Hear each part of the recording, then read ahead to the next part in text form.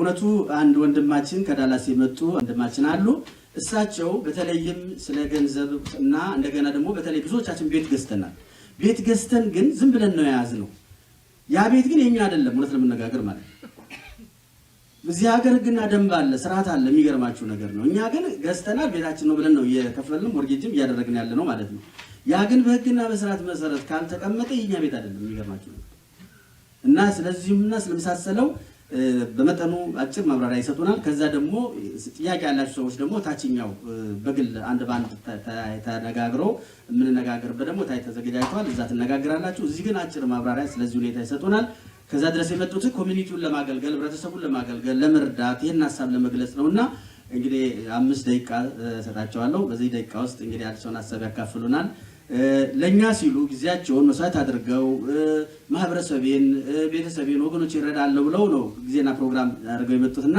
አንድ ጊዜ እንደው በጭብጨባ እንድትቀበሉኝ ያላል ዛሬ እንደምታዩት በበረዶ በምኑ ምክንያት ያው ማህበረሰባችን አልመጣም ዞሮ ግን በኦንላይን ላይም ለሚያው በተቃላይ ስለሁሉም ነገር እንግዲህ ያው የወቅቱና የጊዜ ሁኔታ ነው እንዲህ ያደረገውና እንግዲህ ከተፈጥሮ ጋራ አሜን ብለን የምንቀበለው አይደለም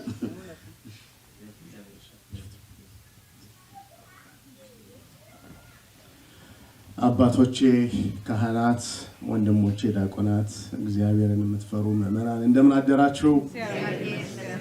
እንደምን አደራችሁ እግዚአብሔር አምላክ ደግሞ ዛሬ ፈቅዶ ወዶ ይሄንን በመሰለ ሰዓት ከኔ ጋር ስለተገናኘን በጣም ደስ ብሎኛል ስለበዛን ስላነሰን አይደለም እኔ ከቀሲስ ወንደሰን ትንሽ አሜሪካን ሀገር ቀደምያቸዋለሁ የዛሬ 31 ዓመት ነው እኔ ወደ አሜሪካን ሀገር የመጣሁትና መጀመሪያ ስመጣ የመጣሁት ካሊፎርኒያ ነው እና ዛሬ እንደዚህ ሆኖ ቤተክርስቲያኑን ሳየው የዛሬ 31 ዓመት አሜሪካን ሀገር ላይ ብዙ ስደት የለም ነበር እና የነበረው ምእመናን 5 ከመጣ ዛሬ ብዙ ሰው መጣ ይባላል በቃ ጉር ነው ይባላል 10 ከመጣማ ልዩ ነው ለበዓል ጊዜ ደግሞ 30 40 ሰው ከመጣ ደግሞ ልዩ ነው በጣም ደስ ይላል እና አያቴ ሲመረቁን ሁሉ ጊዜ ምን ይላሉ ዘር ይብዛ ይላሉ ዛሬ ዘራችን በአሜሪካን ሀገር ላይ በስቶ ቤተክርስቲያን ሰርተን የራሳችንን እንደምታውቁትኛ በጣም ሴንሲቲቭ ህዝቦች ነን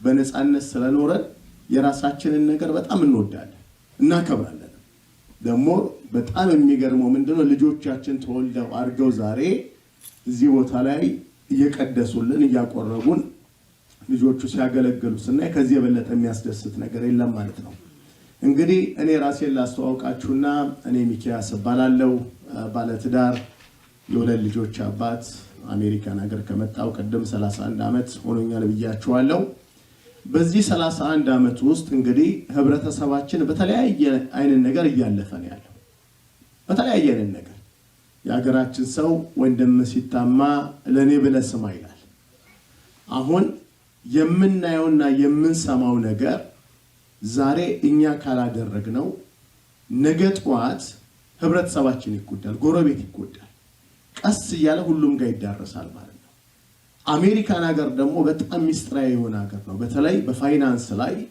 ያለውን ነገር ብዙዎቻችን አልተረዳነው እኔ በምን እንዳወቅኩኝ ልንገራችሁ የዛሬ 21 ዓመት የኔ እናት ካሊፎርኒያ እዛ ስለምኖር ስለነበር አሁን ዳላስ ቴክሳስ ነኝ ያለሁት ካሊፎርኒያ አረፈች የዛሬ 21 ዓመት እንግዲህ አስቡት ካረፈች በኋላ ስቴትመንት ይመጣል የኢንቨስትመንት ስቴትመንት ይመጣል ብዙዎቻችን አሜሪካን ሀገር ከገባን ጊዜ ጀምሮ ስለመስራት ነው የምንጨነቀው አይደል ከወር እንዴት አድርገን ቢል እንከፍላለን ከወር መብራት እንዴት እንከፍላለን እኛ እንሰራለን ብሩ አይበቃ እኛ እንደክማለን እንጨነቃለን ቤተሰቦቻችንን እንዴት ነው የምናስተዳድረው ችግር ቢመጣ ብለን እንኳን በጣም እንጨነቃለን እንግዲህ በዚህ መሃል ላይ እኔ እናት ያለፈችው ማለት ነው ካለፈሽ በኋላ ስቴትመንቱ ሲመጣ ሳይው እኔ ያለው ወንድም ያለ እህት ያለች ኢንቨስትመንት አካውንት ነው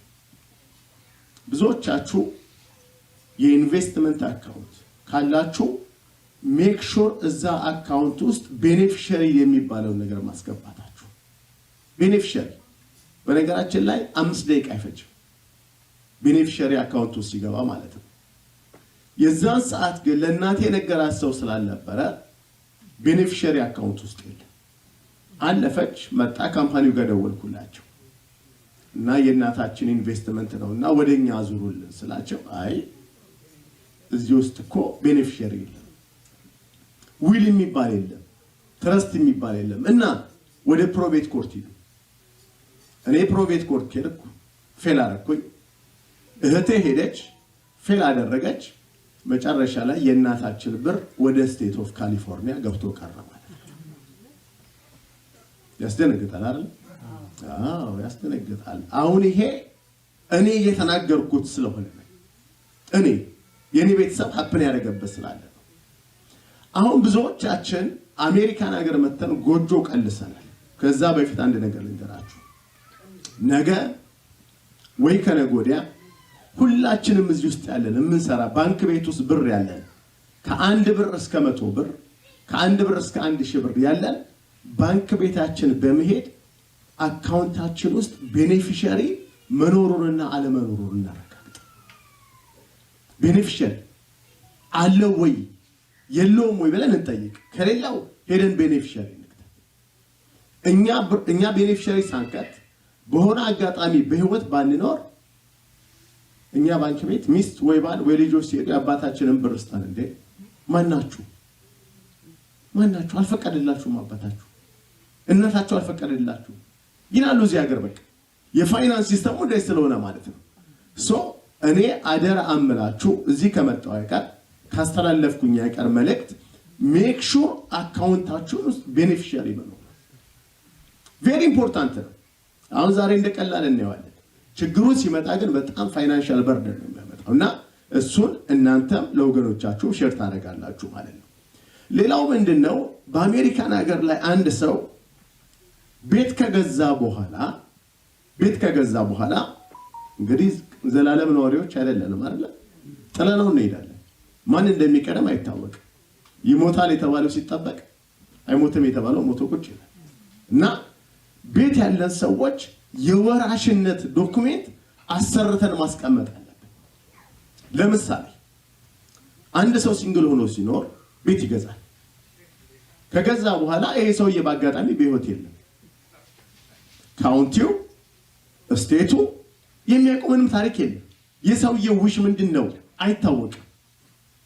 አይታወቅም የሰውዬው ውሽ። ስለዚህ እነሱ ምንድነው የሚሉት ፕሮቤት ኮርት የሚባል እዚህ ሀገር ላይ አስቀምጠውልናል። ሂዱ ወደ ፕሮቤት ኮርት ጉዳያችሁን እዛ ጨርሱ ሲባል ፕሮሰሱ በትንሹ ከ1 ዓመት እስከ 2 ዓመት ይወስዳል።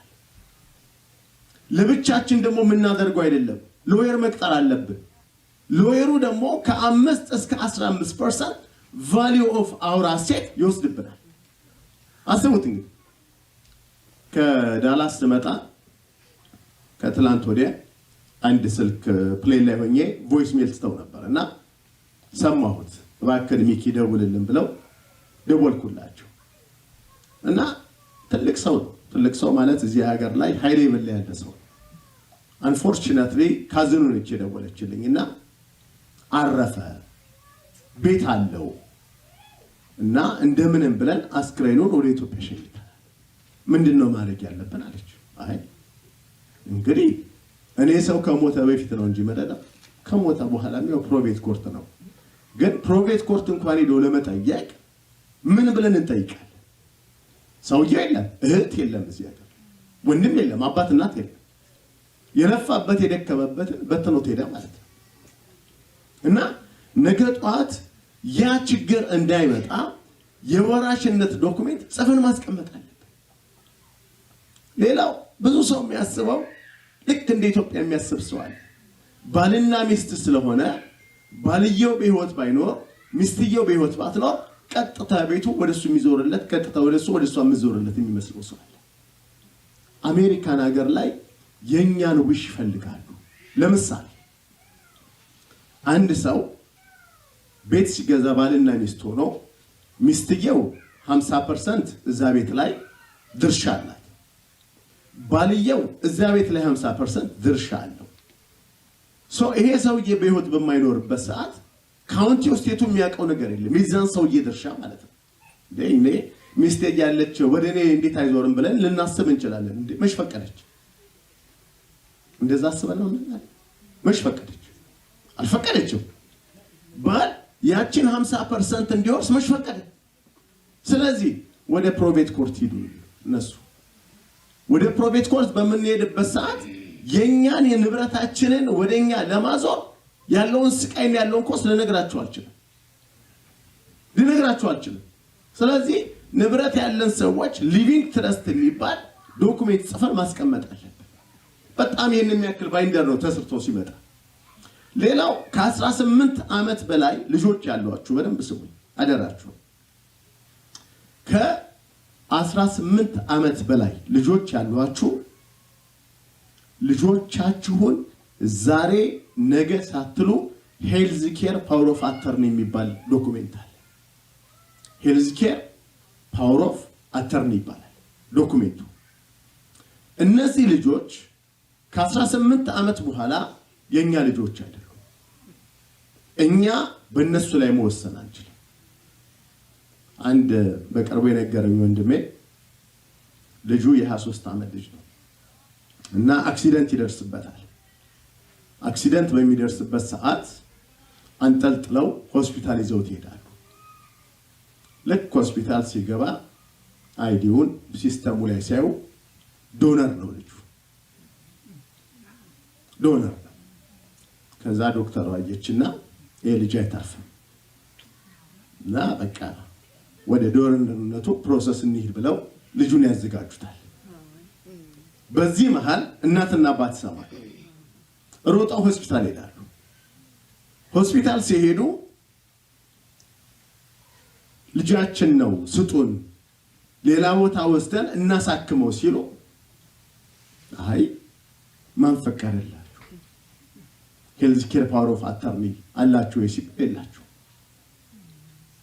የላቸው አይናቸው እያየ ልጃቸውን ሰከንድ ቻንስ አይሰጡት እዛው ኦርጋኑን እንዳለ ትራንስፈር ይደረጋል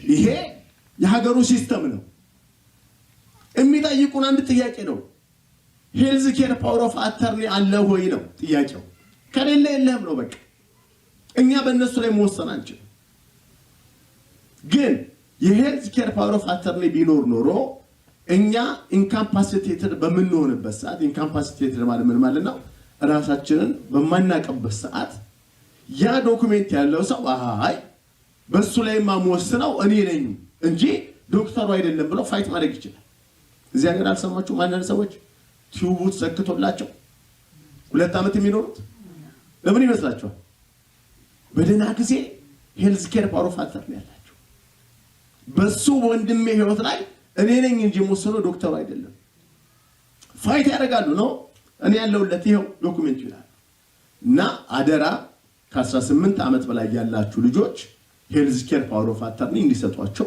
አድርጓቸው ግዴታ ነው ግን በዚህ መሐለኛ ሳንዘጋጅ ቀርተን አንድ ነገር ቢመጣ አንፎርቹኔትሊ እኛ በልጆቹ ላይ መወሰን አንችልም አይናችን እያየ ልጆቻችንን እናጣቸዋለን አንድ ልጨምርላችሁና ጨርሳለሁ አንድ ልጅ ማታ እኩለ ሌሊት ላይ 911 ይደውላል እናት ተኝታለች ወንድም እህት ተኝተዋል ይደውልና ለፖሊሶቹ ራሴን ላረግ ነው ሲላቸው ቀስ ብለው እነሱ ተከታትለው ያለበትን ቦታ ቤት ይደርሳሉ ቤት ይደርሱና በሩን ያንኳኳሉ ሲያንኳኩ እናት ትደነግጥና ትነሳለች ምንድነው ልጅሽ የት ነው ያለው ተኝቷል አረሱ አይ አልተኛም አውጭልን በርግደው በሩን ይገባሉ ልጁን አፋፍሰው ይዘው ይሄዳሉ እናት ምንድነው በተል ምን ይሆነ ነው በተል የሚነግራሱ የለም አንድ ጥያቄ ግን ጠይቋት ልጅሽ ከ18 ዓመት በላይ ነው ሄልዝ ኬር ፓወር ኦፍ አተርኒ ያለሽ ወይ ያለበትን ኮንዲሽን እንድንነግር ይችላል የለኝም አለች ለ2 ሳምንት ልጇ የት እንደነበር አታውቅም ለ2 ሳምንት ይሄ ሁሉ እኛ ባለማወቅ ተሳስተን እስከ ዛሬ ድረስ ያደረግናቸው ነገሮች ናቸው ስለዚህ ንብረት ያለን ሰዎች ዛሬ ነገ ሳንል ንብረታችንን ፕሮቴክት ማድረግ አለብን። ልጆች ያለን ሰዎች ልጆቻችንን ሄልዝ ኬር ፓወር ኦፍ አተርኒ መስጠት አለብን። በባንክ ቤታችን ሄደን ቤኔፊሻሪ ከሌለን ቤኔፊሻሪ ማስቀመጥ አለብን። በተለይ ደግሞ አሁን በጣም ደስ የሚለው ምንድነው የህብረተሰባችን አመለካከት እየተለወጠ የላይፍ ኢንሹራንስን ፕሮዳክት ሰው መጠቀም ጀምሯል። በሚገርም ሁኔታ ማለት ነው። ድሮ አንድ ሰው በህይወት ሳይኖር ሲቀር ቤተሰቡን በትኖ ይት ነበር። አሁን ቀሪው ቤተሰብ ባል ይሁን ሚስት ትሁን የዚህን ሀገር በነገራችን ላይ እድር ይባላል አይደለም? ድሮ በሀገራችን እዚህም ሀገር እኮ እድር አለ አይደል? እድር የሚያገለግለን ስንሞት ለመቀበሪያ ነው። ግን ደግሞ ላይፍ ይቀጥላል አይቀጥልም? የሞርጌጅ ፔመንት ይቀጥላል አይቀጥልም? ይቀጥላል። ሁሉም ኃላፊነት አለው። ዛሬ ህብረተሰባችን እሱን ነክቶ በእኛ ኦርጋናይዜሽን ውስጥ ኦልሞስት ከ4 ሚሊዮን ዶላር በላይ ሰዎች ላይፍ ኢንሹራንስ ተከፍሏቸዋል። ቤተሰብ አልተነቃነቀም። በቃ ሰው ቀና ብሎ እየሄደ ነው ያለው። እንደ ድሮ ሚስት በህይወት በማትኖርበት ሰዓት፣ ባል በህይወት በማይኖርበት ሰዓት ልጆቻችን ሳፈር የሚያደርጉበት ዘመን እየበቃ ነው ያለው። የአሜሪካን ሀገር ሌጋሲ የልጆቻችን የቤተሰቦቻችንን ሌጋሲ እያስቀጠልን ያለ ነው እና ጎይንግ ፎርዋርድ ደግሞ ብዙ ኢንፎርሜሽኖችን እሰጣችኋለሁ። ቀሲስ ወንደሰን በጣም ይቅርታ ሰዓት ወሰድኩኝ። መድረክ እንግዲህ ካገኘው እንደው ያድርስ ብዬ ነው። በጣም ይቅርታ። ከዳላስ ያው እንግዲህ ይከበራል አይደል በሀገራችን እና ስላከበራችሁኝና ስለሰማችሁኝ በጣም ደስ ብሎኛል። የቀረ ነገር ደግሞ ካለ ታችን እንነጋገራለን። ቀሲስ ወንደሰን የዚህ ቤተክርስቲያን የቦርድ አባላቶች ኮሚቴዎች ሁሉ ይህንን መድረክ ስለሰጣችሁኝ አመሰግናለሁ። እግዚአብሔር ያክብረልኝ።